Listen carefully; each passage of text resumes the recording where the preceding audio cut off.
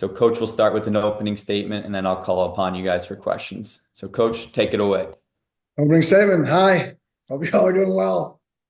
Let's get rocking. Awesome. Sounds great. All right. Michelle, go ahead and start us off. Hi, Coach. We saw how you guys kind of thrived in the underdog role, and you kept saying, "Hey, we're misfits, we're cast-offs." Now that you've gotten to the top of the Big 12, how do you keep the same fire, the same sense of urgency and hunger in your guys? Yeah, I think that's a great challenge. And I think anytime you have, the world's version of success, it's hard to maintain it. And I think that's been the push for our guys is we've been a flash in the pan, and that's cool. But it's hard to keep a fire burning. It's easy to start a fire. You can start a fire and then it dies out. How do you keep a fire burning? And that's really been the message to the guys. And then I haven't even told many of the guys this, but in the history of the Big 12, there's only been one team that has outright, not tied for it, that has outright won the Big 12 in back-to-back years. And that team's Oklahoma. There's been teams that have won it one year and then split the title in another year, but there's been no team since the Big 12 was originated that's won the Big 12 in back-to-back years. And that right there should tell you that we better go to work every single day and try to be the best version of us. Next up, Chris. Hey, Kenny. This ability to retain all of your starters and carry 50 plus scholarship returners on top of what you're adding, what does that do from a roster standpoint? And what were there any concerns at any point or fears about the potential of losing some of these guys that you were able to retain into the spring? Yeah, well, obviously, when you're winning, you have concerns because people want your guys, so there's obviously that, double-edged sword. But I think our guys like it here. I think they truly want to be here. I think it just shows the environment that's here. I think it really just shows that our kids love it here. They enjoy it here. What we recruit them to join and what we recruit them to be a part of is not fake. It's not a sales pitch. It's real. And even guys that maybe came here, transfer here, that it didn't wind up how they wanted it to. Guys that came here to try to win a starting job that didn't win a starting job. A lot of those guys came back too. And I think when you go somewhere and you genuinely feel like you're part of, a football family, and you genuinely like the people around you, you're genuinely happy. I think, other people that are calling you and trying to get you to make other decisions, I think at the end of the day, you want to be happy. I mean, that's pretty simple. And do you feel like, sorry to follow up, do you feel like maybe this is crazy, but do you feel a lot further ahead now than were you a year ago at this time with your roster? Oh, 100%. Obviously, I mean, returning, I think we had 36 guys or 38 guys in our 2 deep that had the ability to come back. 35, 36, or 36, 37, 38. One of those two numbers of our top 44 returners' ability to come back. And we lost two of them into the portal. And they're both fifth-year seniors, if not a sixth-year senior. And I think when you have that much continuity returning, it's bittersweet. It's sweet because you get a whole bunch of good players back. The bitter part is what we alluded to earlier is how do you get that same group of people to play with that fire, that energy, have that passion, play with that level of the world's against me. And I think the greatest challenge for our guys is that it's because we have everybody back. We're going to have expectations. The reality is it really doesn't matter. We're only going to be as good as we prepare and we practice and as good as we want to be. And we're not just going to be able to show up on Saturday and win games. It's a process. Blake? Hey Kenny, Blake Neiman, Sun Devil Source. Kind of to build off that, with the returners coming back, pairing that with the recruits you have coming in with the 2025 class, plus the guys you've been able to pick up in the 2026 class, what excites you about the future and how the guys who are returning can almost rub off in a way and help develop the guys that are going to be the next generation of Sun Devils. Yeah, first of all, congratulations to yourself personally. That's exciting for you Thank to get you. that opportunity at your age. That's awesome. Thank you. To answer your question, yeah, I mean, I definitely think now that we have some consistency in our program because guys are staying here, we're starting to set a standard for being 5 minutes early, how we work, what are we going to wear when we work out?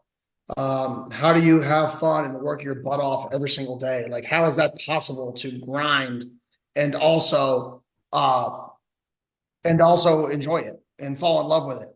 And so I definitely think our leaders coming back and the amount of dudes we have coming back are setting a standard for the next generation of Sun Devils. And I think we're recruiting Sun Devils who love football, who are good people. And I think they fit into the culture that we're creating. We're not just recruiting the most talented kids, we're recruiting the most talented kids that we believe fit what we're looking for in terms of the cultural fit in the program. Damon? Hey, Kenny, Damon already, Arizona Sports. Was just curious if you had seen the comments from Larry Fitzgerald about the program being on the rise and about you as a developer, just what you made of those and what your relationship is like with him as kind of a Valley sports legend. I honestly did not see what did he say? Just that you're, have the program on the rise and that you're galvanizing the community and developing players well and all that sort of stuff. Oh, cool. Well, I can't comment because his son's a recruit, because that'd be a violation. However, as Larry Fitzgerald, the Valley legend, goes, I can comment on him. That's pretty cool to hear that from somebody who, I as a fan grew up watching at home on Sundays. And it was just, to see how he did it in such a professional manner, to see how he did it in such a respectful way, not just on the football field, not just I mean, I use a clip of his to show our team 2-minute drills where he takes the ball, rips it out of his teammates' hands and sprints it in a 2-minute drill because of his intelligence. And I think when you think about Fitzgerald, yeah, you think about how good he was at football, but I think what people remember is just how good of a person he was. And I think it's pretty cool when you've accomplished the things that Larry accomplished in his career, that people don't just remember him as Larry Fitzgerald, the really good wideout. They remember him as Larry Fitzgerald. Man, that dude was so cool when I met him. That dude was smart. That dude's involved in the community. There's so much more depth to Larry than, the football player Larry. And I think that's what separates him. And that's what makes him the legend he is today in this community. Hope? Hi, Kenny Hodder, being on Devil's Digest. I don't know how many times since the end of the season you've been asked, what are you guys going to do without Cam Scadaboo? I don't want to be that guy to ask that question. But what I will ask is, if it's not broken, don't fix it. And I'm sure, you're pleased with how the offensive scheme did operate last year. Do you feel there's really not a whole lot to change, even though you're losing, one of the best players to ever suit up for Arizona State? Yeah, I think there's a lot to change. I think we have to constantly change. I think if we sit back here and say that we're just going to copy paste what we did last year to this year, I think we're delusional. I think we have to we have some returners back at pass catching positions. We have returners back at back that are maybe spatial players instead of in the box players as much. Maybe they can be used in more space. And we have a quarterback who is returning, who started to, he got better throughout the season. So I think offensively, if we're not going to adapt and change our schemes, we shouldn't, maybe we're not changing things, or maybe we're, prioritizing different things more in the offseason, because at the end of the day, it's about maximizing the players on your team. And we have different teams. So let's maximize those guys. Let's maximize our skill sets. So we should look a little bit different this year. And if we don't, I'll be disappointed in myself that I didn't take this new team and kind of adapt around our skill sets. Jordan? Hey, Kenny, Jordan Ham, Sports 360 AZ. What can an extra year with Elijah O'Neal do for this defense and do for him? Oh, well, he was one of our most improved players. Him and Kyle Scott were two of our most improved players on our team. So for him to be able to come back one more year, and just get another year of collegiate football. If he has 75% of the growth that he had last year, he's going to be a force this year. And so I think personally for him, you could see his growth and maybe become a Sunday player and have the opportunity to play on Sundays with another year of college football and development, which is awesome for him. And then for us, obviously, we get a really good player back who's bought into the culture and all that stuff. So I think it's a win-win for us and him. Adam? Hey, Coach, can you talk about the addition of Jack Nudo to your staff? And did you know him at all when he was at Brophy? So Jack Nudo's dad, Gene Nudo, used to be the general manager of the Rattlers, when I was growing up. And he actually was the GM of the Rattlers and also coached my youth football team. So Gene Nudo was my youth football coach for the Northeast Bombers. We couldn't beat the Cowboys. We always lost to the Cowboys, but we were pretty good if we weren't playing the Cowboys. And so I knew the family for a while. I actually had been following his career just because he was a local guy. And everybody just always said how good of a job he did. So when we had an opportunity, he came out to a spring ball practice or a bull prep practice when he came home. And when we had an opportunity to hire a guy in the assistant special teams role, I'm like, well, this dude's running it. I called the head coach at Austin P, and I've known him for a while, Coach Ferris. He's phenomenal. He's like, listen, I don't want to lose him, but this dude's a no-brainer. If you don't hire him, something's wrong. So anytime a head coach tells you that and he means it, and it's a guy that it was a no-brainer for us to bring him to the program. But then it's a double whammy because he's also from here, and that's awesome. That this is a guy who's not just going to want to leave because he gets to live in Tempe, Arizona, back where he's from. And where he went to Brophy Prep. Michael?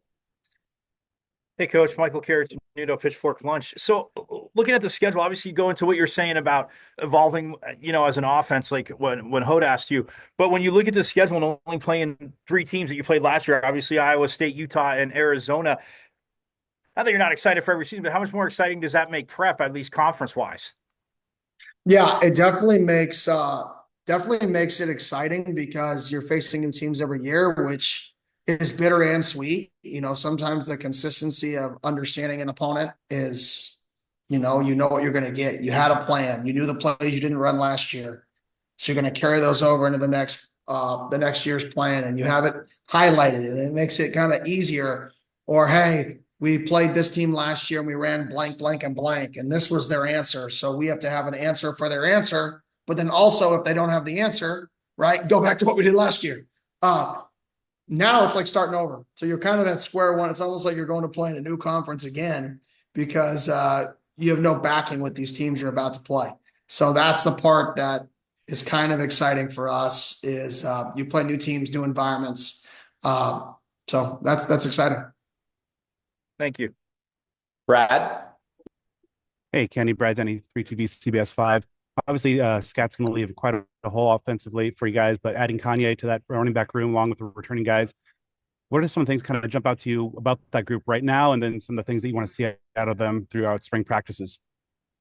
Yeah, I think him and Sip. You mentioned Kanye and Sip and Raleek and Jason. I mean, we have a crew of guys, and Alto, who's coming on, came out here at the end of the year last year. It's never really gotten a rhythm. I think we got a really deep room there's different skill sets. And I'm excited to see the guys, get tackled. I mean, I know it sounds so boring, but the best running backs don't get tackled. So I'm excited to see which ones in spring ball when we go live don't get tackled very easily. Which ones can catch the ball out of the backfield, and which ones take care of the football, obviously, and then are physical, in the pass pro game. So I think we'll figure that out in the spring. But I think we definitely have some depth in that room that even though we don't have a scat, I think we're going to have a bunch of guys that can, pick up as many pieces as possible from losing scat. Greg? Hey, Coach. Greg Graves here with Cronkite News. I was kind of just wondering, how do you feel as we transition into this new Big 12 era that your football team has not only grown, Arizona State football, but Arizona State as a whole? Yeah, I think anytime that your football program is, in my opinion, your front yard of your front vision, whatever that picture is of your university, because it's going to be out there so much. So when people think the average fan or the average person thinks about the university, they're going to think, oh, I just saw them on ESPN. Oh, that Texas game. Oh, that Iowa State game. I think that's what sports and what football does. And I know our ticket sales, I know our online enrollment is higher than it has been. All of those things because, these players, put this program and put this university kind of on the map, on the national stage. Every time you saw top 4 teams in the country and top 4 playoff teams, you saw the pitchfork right there. Who knows if we'll eventually make that the Sparky instead of the pitchfork, but that's probably a deeper conversation. I don't know. Just throwing that out there. Thank I would love to see. I got the Sparky back there. I'm a big Sparky guy. So, but no, for me, it's just anytime your football program can do that and put your university out there in a positive light, it's a positive. And I think we did that at a really high stage. And I think that momentum has gone. I mean, volleyball, putting on a show. They got a game tonight. I think all of that stuff is super exciting. Doug? Doug Franz Unplugged podcast. I got 3 if you're okay with it. Number 1, has anybody in any kind of authoritative capacity or the conference, anybody reach out to you post Texas and say, okay, here's the 2025 targeting rule, or here's targeting going forward, or hey, we screwed that up, we're sorry? Anybody reach out to you afterwards? Yeah, I had a meeting about it, just about some of the process that goes in, when you're playing a game with Big 12 officials, and then when you're playing a game without Big 12 officials. So we had a discussion. In those discussions, there are no positive results because the result is over. So I don't want to get too much into the weeds about what they told me, because it doesn't solve any problems. I think we all know what the correct answer is to the question, but I'm not going to get into the weeds of the personal conversation that I had.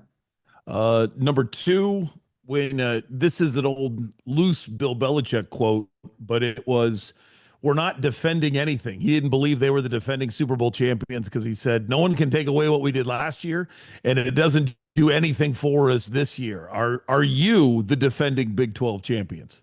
I feel the exact same way. I mean, nobody gives a crap. I mean, we didn't give a crap last year.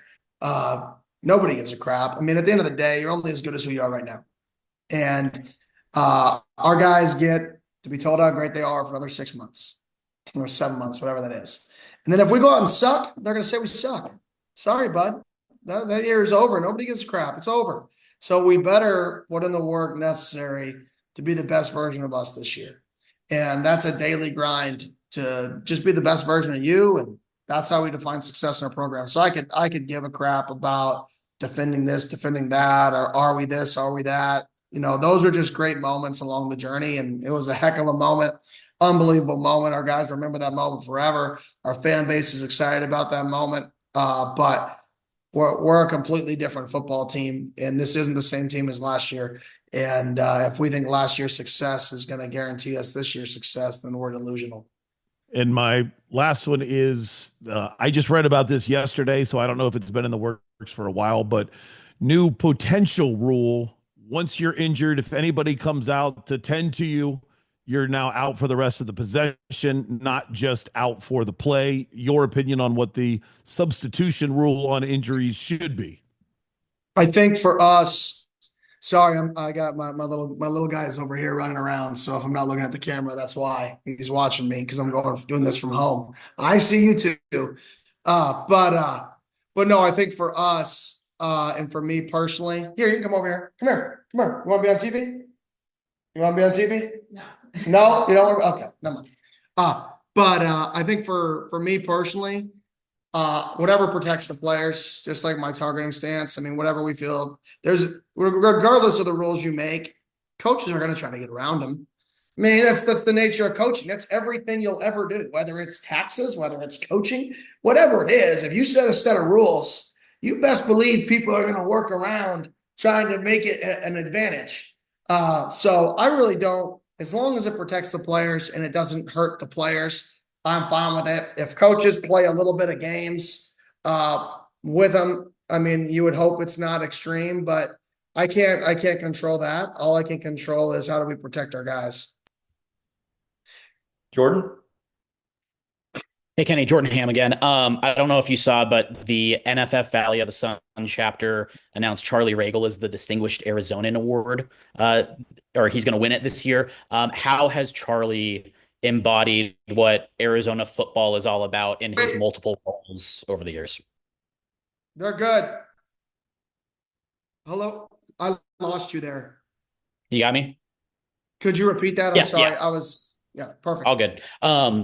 Charlie Regal, not sure if you saw, but he got named the Distinguished Arizonan Award by the NFF Valley of the Sun chapter. What does that mean to you and your staff, and how has he embodied what Arizona football is all about over the years? Yeah, it's awesome. I mean, it's special. It's special for me just because he was my high school coach. He was the one that got me into coaching, the one who had the hard truth and said, Kenny, you're not very good. Why don't you coach? So I think anytime you make an impact on people the way he has, and an impact obviously on the community the way he has, I think that's pretty special. And I think the impact he's made on the Valley, on the state, whether that's a high school coach, whether that's coaching at Arizona State, whether that was recruiting here when he was at other schools, I think his entire time, over the last 20, 25 years, he's had an impact on Phoenix and on Arizona high school football.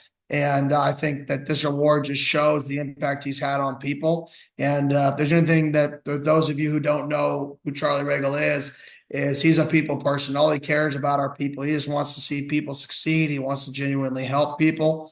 And I think that's what makes him special. So super proud and excited for him to get that award and well-deserved. Blake? Hey, Kenny, Blake Neiman here again. You were on the Adam Brenneman show yesterday and discussed your want to get an indoor facility in the future connected to your team facility. How would you elaborate on what a structure like that would do, and how close do you think you are to getting that accomplished? Yeah, I know we're working on it from a time perspective as we speak. To me, I'm not as concerned about, I say indoor, but I just want a covered area.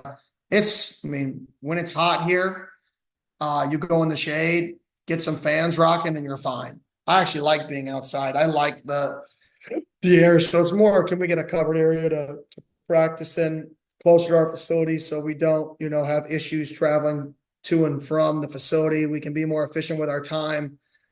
We can transition out on the field for walkthroughs, then come back, which we can't always do right now. So I think just for the football program, I think we're the only Big 12 school in the country that doesn't have an adjacent practice structure to their facility right now in the Big 12. I'm like 95% sure. Don't completely quote me on it. I was given that information. So it's definitely something that I think is important for us in order to take the next step, just from an efficiency standpoint for our players. And I do think we're in process of working on that. And it would also be awesome because it also gives potentially our fans an area to tailgate on game days in a covered setting on turf grass or on fields. It gives that kind of green lawn feel as well, which is we're trying to get more fan support and more people involved. It could definitely be something that could help in both areas. Damon? I imagine based on what you and Arroyo have said about Sam's work ethic, a full offseason could really benefit him. So along the lines of that footwork tweak you guys made around last year's bye, what are some of the things you are looking to improve with him this spring? Yeah, I would say rhythm in the drop back game. Having rhythm, feet and eyes, being basically consistent with one another on certain throws. When you're an athlete, you're an athletic quarterback, your entire life, you've kind of played free, and that's really important. You never want to take away somebody's ability to play point guard and play free. That's something the best guys, I think some of the best guys in the NFL now have, is that kind of point guard feel.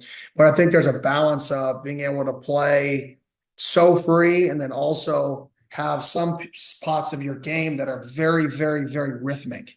And I think we need to improve his ability to be rhythmic in some areas of the game where he doesn't need to play point guard, where you know where to go with your ball. You're looking at one player. The ball is out here. The ball is out here instantly. And how do we improve that, the efficiency of that passing? And I think that can be based in the drops. So I think that's one piece that we're really looking to improve from him.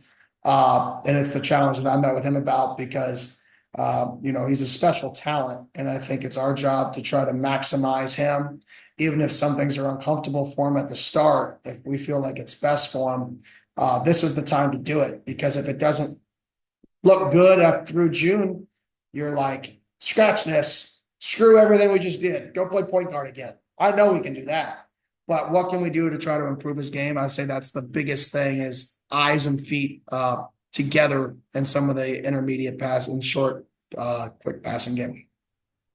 Oh, Kenny, I know the 105 scholarship limit is uncharted waters for everybody, not just for yourself. And I know you probably have some walk-ons in mind that you expect them to be scholarship players in the fall. What is the process, from your standpoint? Is this spring practice maybe an audition, so to speak, for some of the other walk-ons that to determine if they will be part of that 105 scholarship limit?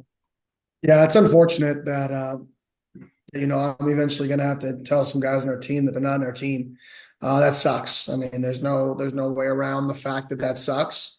But we're going to keep the guys on our team that we feel like give us the best chance to win. And that's not just physically. That's, maybe they're the best culture piece. Maybe they, do really, really well in classes and they help kids, in school and football. And maybe he's a sounding board to people. Maybe he's just a guy really liked on the team. I mean, I don't know. And that's a really important piece of our culture. I think there's so many things that go into winning football when you're dealing with 105 to 120 people. I don't think the answer is just, who is the best player. I think it's who is the best player / person for our football team. So I definitely think it's going to be not the most fun April for myself at the end of April, but it's necessary and it's not my choice. It just is what it is. So yeah. Chris? Kenny, you had some of your players at the recent basketball game unveiling the Big 12 championship. I noticed some guys appeared to be coming off of surgeries or injuries, including some starters. What's the status of some of those guys for the spring?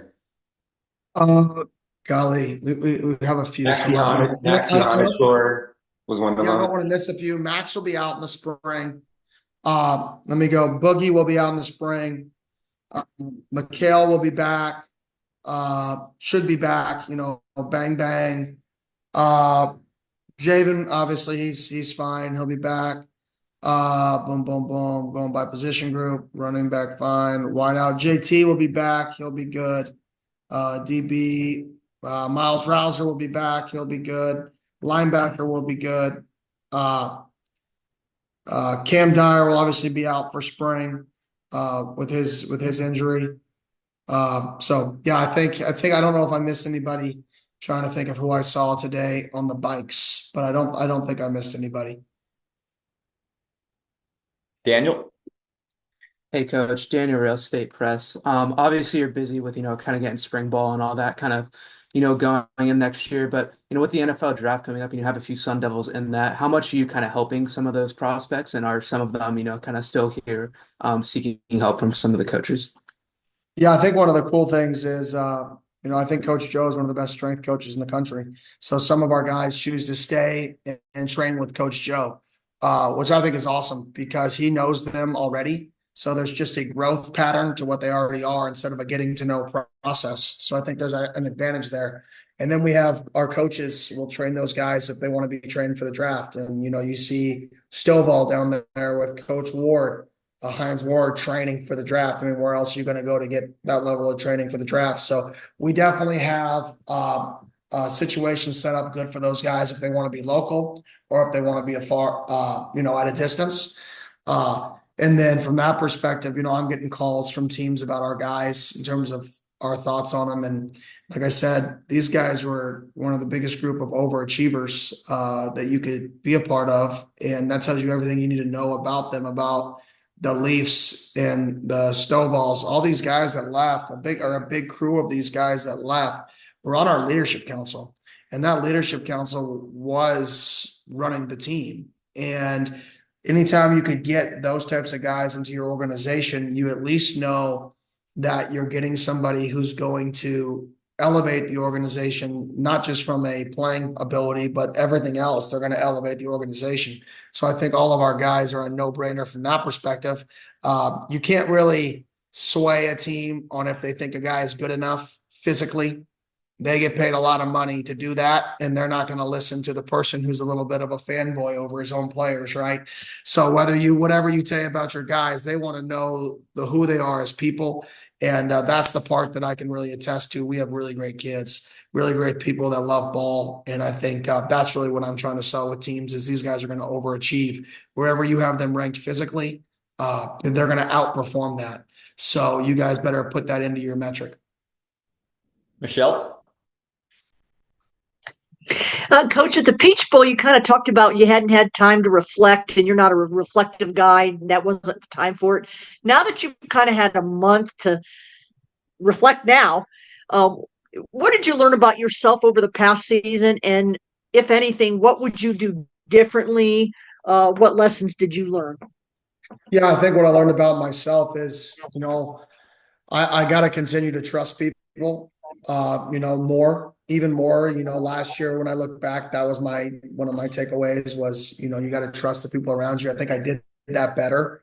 And I think that was a benefit for us, it freed me up to do more things. I think this year, where I really want to challenge myself is to have more difficult conversations.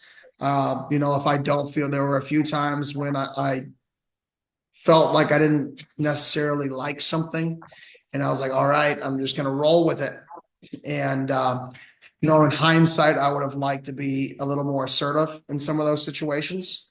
And I think there's that balance of I'm going to trust you do it. I'm not going to tell you how to solve the problem, but I don't like that we're creating this problem. I can say, listen, I don't like this. Solve the solution a different way. And I think for me, I think I want to be a little bit more assertive, being able to say, hey, I don't like this solution.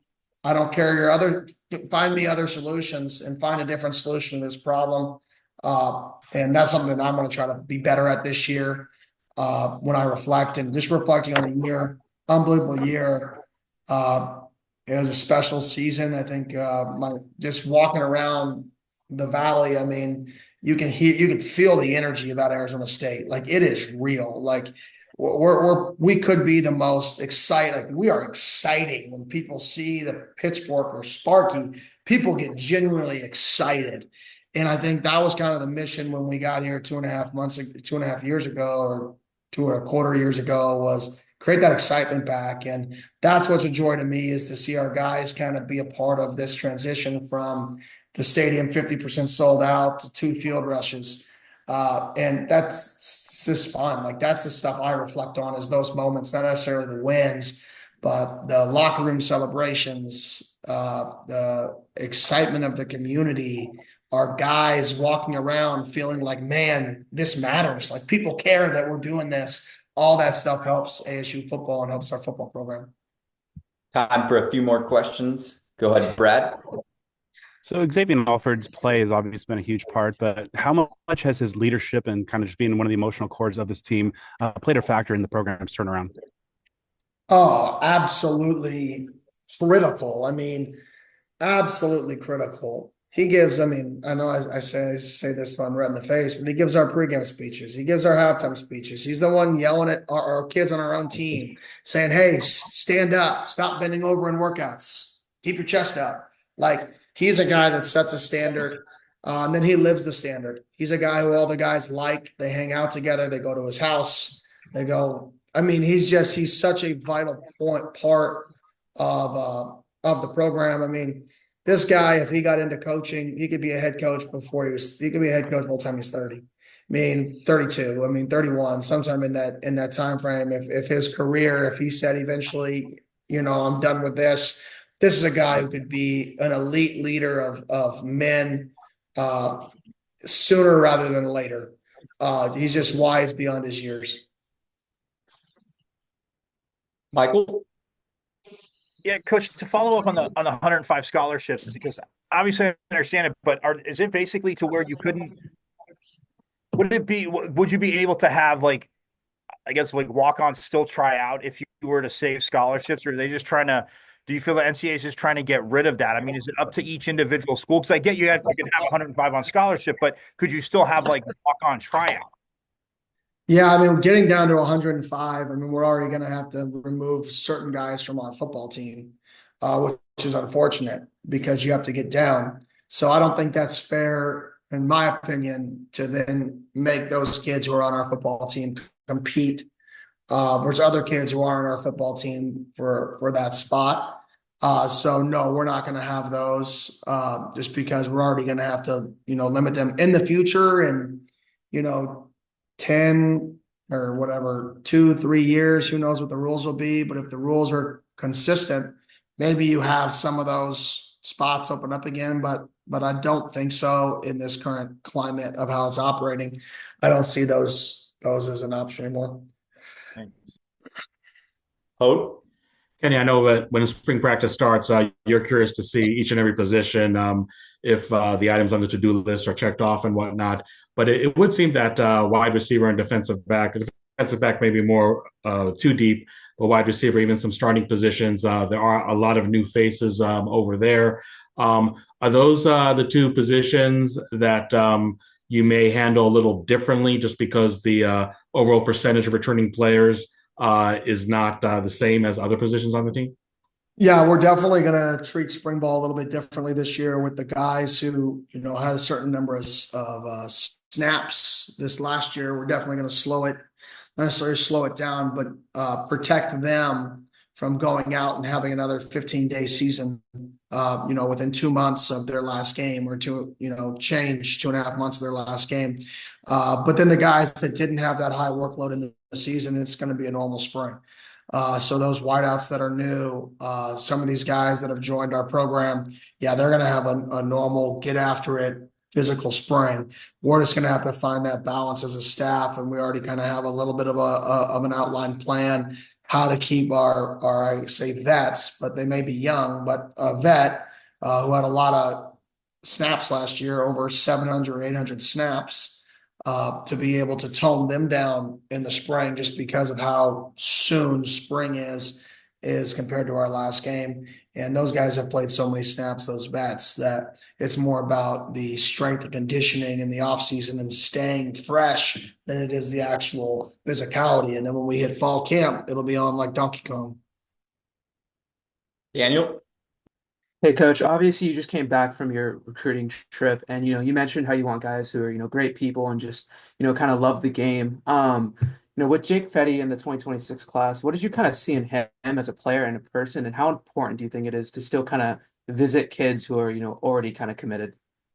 Yeah, I obviously can't comment on anybody in the 26 class just because they haven't signed with Arizona State yet. But I will say the class we're putting together, it has the starts of something special.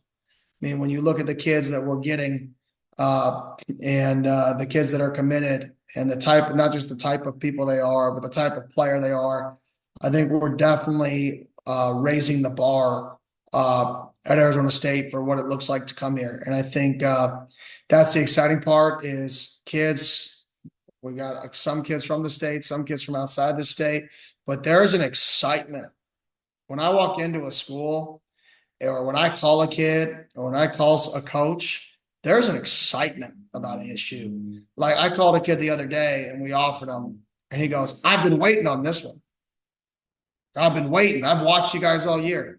Like that level of excitement is needed in order to take the next step and to continue to build this thing. So where we're not just a flash in the pan, and there's going to be ups and downs and ups and downs. That's part of college sports. But the goal is to create a valley that when you hit the valley, and your standard is so high that when you hit a valley and you drop it down, it's not like the sky is falling. It's like, oh man, that year sucked. They won 7 or 8 games. That was crappy. The goal is, can you create the ceiling so high that the valleys aren't even that low? And I think that comes with recruiting. And I think the excitement that people have for ASU right now is it's fun to go on the road. Last year, not so fun. Like, yeah, I'm here. I'll go sit in the corner and wait until everybody's done, and then we'll come in. This year, it's like, oh man, people are fired up to see the Sparky and the pitchfork. Blake? Hey Kenny, Jason Mons in each of the last 3 recruiting cycles has been able to get a 4-star in 24 class with Jaden Fortier, AJ Ia, and now Israel Briggs. What has he been able to do for this staff, not only on the recruiting front, but also just his larger presence in the offensive room and those conversations? Yeah, Jason's obviously a phenomenal relationship builder. So I think that's obviously been his strength. He's a great team guy. He's a great worker.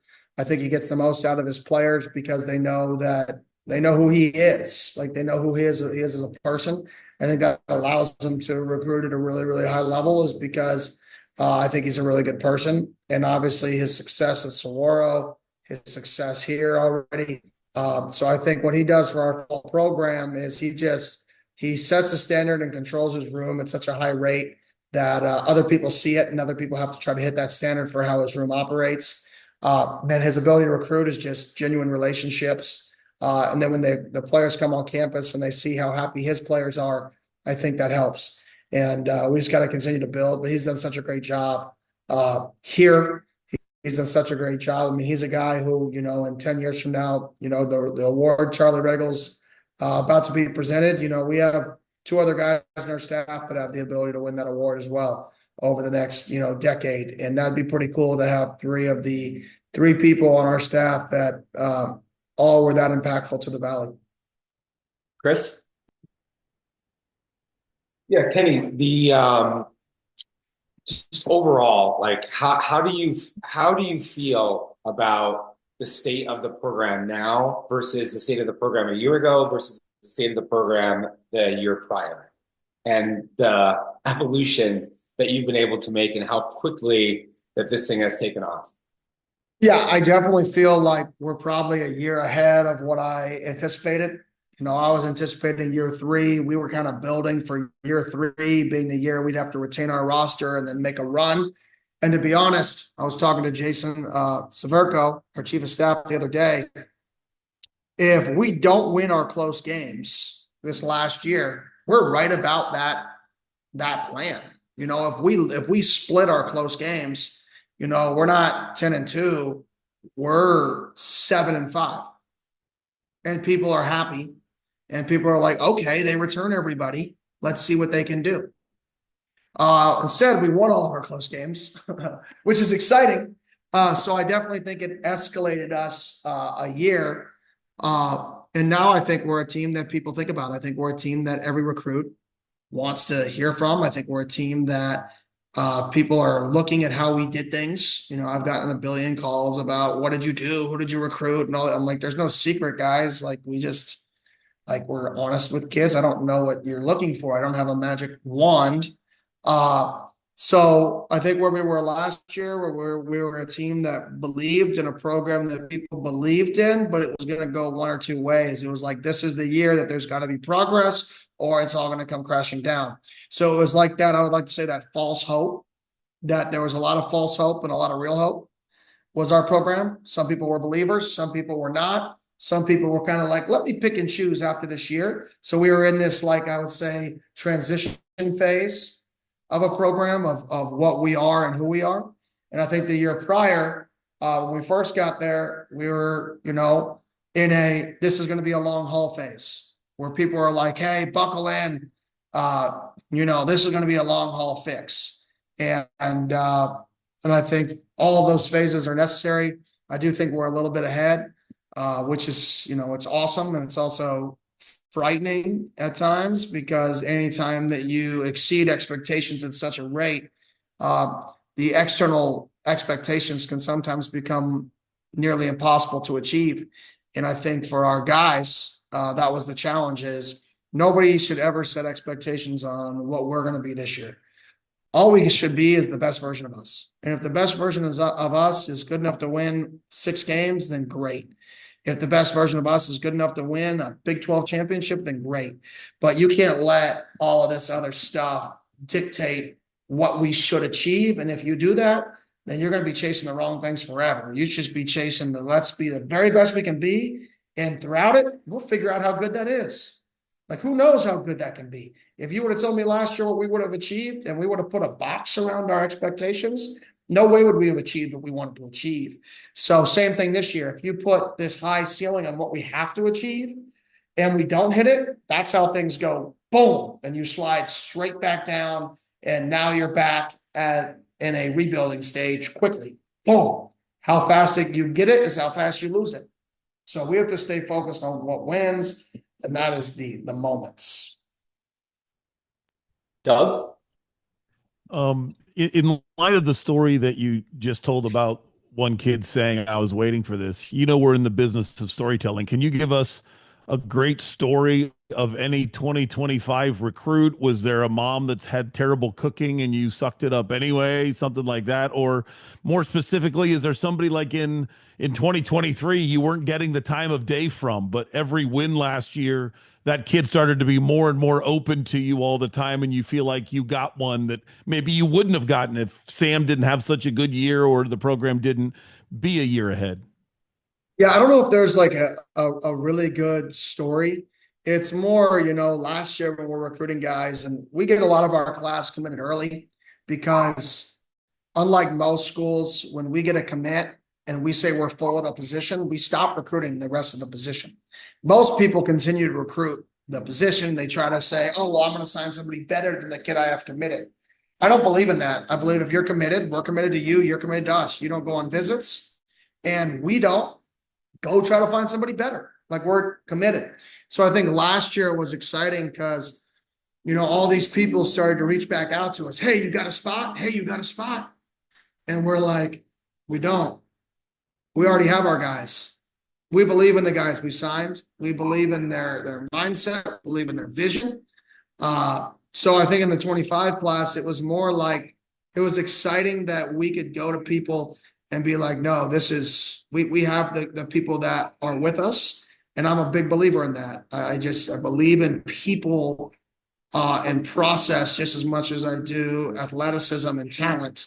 I believe in the people in the process, and we have our people, we had our process to get our guys. And then the 26 class, it is exciting because the people we were in on that really liked us when we were really bad, and we're not winning games. Everybody's saying, are you really going to go there? And they're like, no, but I like their staff. They're cool people. So I talked to them. Well, now those people are like, oh crap, they're good. They're winning now. And I like their staff. Like, now what can this other school say? For a year, they've been telling these kids you can't go there because they suck. And now it's like they got to completely change their way to like recruit against us. And before it was like, oh, they got the youngest coach. He doesn't know what he's doing. And they're not winning. They're under sanctions. You don't want any of this. And now it's like, well, all that's gone. Uh-oh. They got to create a whole new plan to badmouth us. And I think that's really been the fun part, is listening to kids like tell me, like, this is what this school was telling me about y'all. They've completely changed. They're now saying this. And that's the part that's exciting for me, is to hear like the changes in people's way they're attacking us on the recruiting trail, which is funny because, I'm focused on us. I only want kids who want to be here. I tell kids that. We lost a kid the other day in recruiting who's a really good player, who I said, listen, you've visited here enough times. The fact that you're not coming here yet, you don't want to be here, we're probably not a priority for you. You should not come here. You should go somewhere else. Because if you visited here 4 times and you still don't know if you want to be here, then you don't want to be here. So I'm supporting you to go somewhere else. Like, cross this off your list.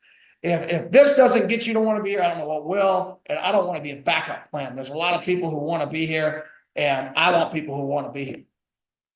Greg? Hey, Coach. Greg Graves here with Cronkite News again. Just wondering, so as someone who grew up in the Valley watching the Sun Devils in the Pac-12 and previously the Pac-10, what does it mean to be the coach that Thank you. takes this team into places like Starkville, Mississippi, or Manhattan, Kansas, or Ames, Iowa to play football? Yeah, it's exciting. I mean, it is. It's cool to be honest. It's more surreal. I don't actually feel that I'm doing what we're doing. I know it sounds weird that like because I'm in it, I don't feel like I'm in it. Like I go to the grocery store and people like take a photo. I'm like, why? Like this is weird. Like this is no, like not with me. Like there's people over there. Like it's so that part is still like very, very surreal to me. I can't quite grasp that. To be honest, I'm just one of the people here. I'm still a fan of this place. I want to see all of our sports win, not just football. I want to see the university succeed. Like I want to see people excited and like about in the valley about sports, and they rally together to go to a sports bar and watch games and high five and like that stuff. I still haven't, I don't know, processed, I guess, the role I have in it. Nor will I probably ever, to be honest, because I don't view it myself like that. I'm just one of the pieces of this big puzzle that kind of we're piecing together. We're nowhere near putting the puzzle together. You know, we just found this last year we may have gone on a run of 6 to 7 pieces. That now we know what the bottom left corner looks like. Okay, we've got that fixed, and but we're nowhere near what I really believe we can accomplish here. But that still takes time and that's still really challenging. Very, very challenging. All right, we'll finish up with Chris. Kenny, you added Josh Omura in this personnel role. That's really important in college football nowadays with the move to profit sharing and almost like a salary cap here in some respects. How important is this position? Why was Josh the person that you wanted for it? How do you feel about how well situated that you are in these important off-field roles now? Yeah, I definitely think we're trending in the right direction. You know, Josh was somebody that was annoying to recruit against. Like everybody you call was like, oh yeah, who do you have the best relationship with? Other than us, Josh. Who do you have the best? Josh. I'm like, golly, who is this Josh guy? And it happened to be that Josh worked with our chief of staff, Jason Cervecco, at Hawaii and worked for Todd Graham in Hawaii. So I was like, well, I definitely know he has a work ethic. He worked for Coach Graham. I definitely know that piece of what he was, you know, what he kind of, the work environment and the structure and the detail. And then when I had a guy on our staff know him on a personal level who wives are friends, I'm like, okay, well, every recruit talks about this guy. We have some natural connections to this guy. This sounds like a home run from a, you know, the GM and all that role. You know, up to this point, you know, I'm going to take continue to be a huge lead in that type of stuff. I just think when dealing with kids nowadays, I want to be kind of the point of contact from the general manager until we eventually hire a general manager. If we do, I want to be kind of the lead there, just so I know everything that's happening in the organization as this turns into a rev share model.